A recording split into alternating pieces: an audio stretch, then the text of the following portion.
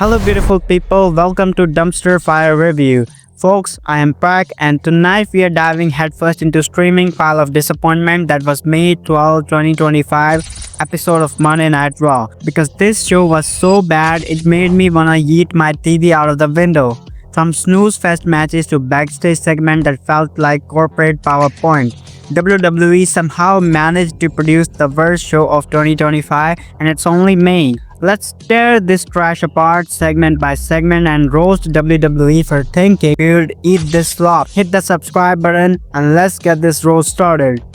Alright, CM Punk is back with the mic and I'm thinking finally something good. He's ranting about Paul Heyman's betrayal at WrestleMania and for a hot second it's electric. But then Heyman, Seth Rollins and Braun Breaker quiets the party and it turns into a shouting match that goes nowhere. Sami Zayn runs out to help Punk, Jey Uso joins in and it's a big all brawl that feels like it was scripted by a random number generator. No resolution, no payoff, just chaos for chaos sake. Punk's promos are gold, but this segment was like caviar on a paper plate. WWE, stop wasting my boy Phil. Next, Penta vs Chad Gable. It sounds like a dream match, but WWE turned it into a nightmare. Penta's still mad about losing his Intercontinental title shot at Backlash, so he's fighting Gable, who's got his American-made goons at ringside. This match had some cool spots. Penta's Mexican Destroyer was sick, but it was over like 6 minutes. Gable's distracted, Penta wins, and that's it. No storyline progression, no heat, just a match that felt like it was a cut for time. WWE, you've got Penta, one of the most exciting wrestlers alive, and you gave him this? I'm really offended on his behalf. Oh great, next we've got a backstage segment with the New Day. Kofi Kingston and Xavier Woods are dodging the War Raiders by hyping the Creed brothers. This was like watching a sitcom where everyone forgot their lines. Kofi's throwing out pancake references, Xavier playing his trombone, and I'm sitting here wondering why I care. Then Adam Pearce shows up, look like he aged 10 years since Raw went to Netflix, and books the Creeds vs War Raiders. Wow, what a twist. Not. This segment was a pointless filler and the crowd didn't even pop. WWE, stop treating the tag team division like it's a comedy skit. This was a waste of my brain cells. Arrgh.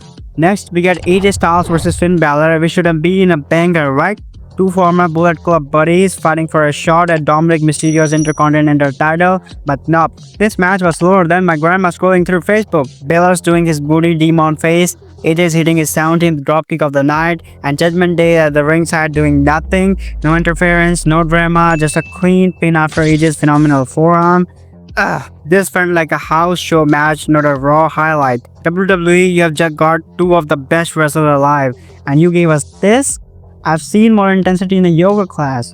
Next, our World Heavyweight Champion strutting to a pop so loud it almost woke me up. Jay's here to address Logan Paul's sucker punch from last week, hyping their title match at Saturday night's main event. Sounds promising, right? Wrong! This promo was like a TikTok video stretched to 15 minutes.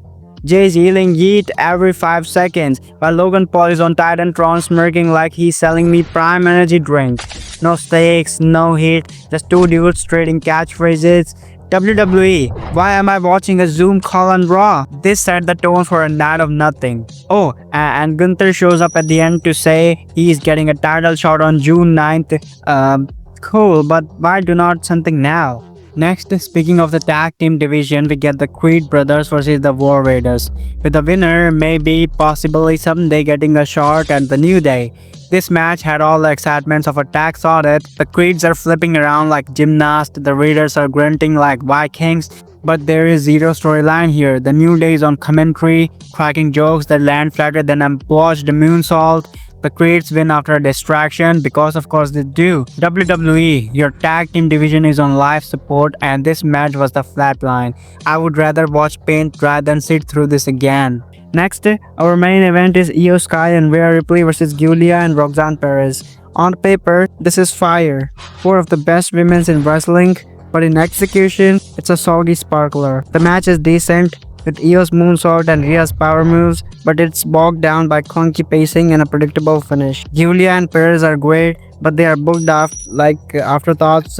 Io and Rhea win via pinfall and the crowd is just half asleep. This could have a classic, but WWE rushed it like they had a Netflix curfew. Women's division, you deserve better than this mid-tier main event. So let's wrap this up.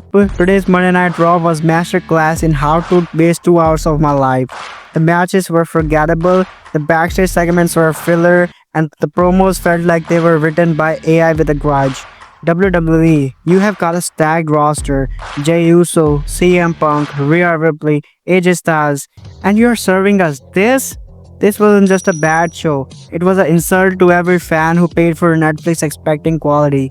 You are coasting on star power and hoping we won't notice a lazy booking? This is the worst Raw of 2025, and if you don't step it up, I'm switching to reruns of WCW Nitro. Drop a comment below if you agree with this, it was trash. Smash the like button and subscribe for more wrestling roast. I am Prak and I'm out. Unlike WWE's creativity which left the building years ago. Till next time, stay awesome, have a good day, bye!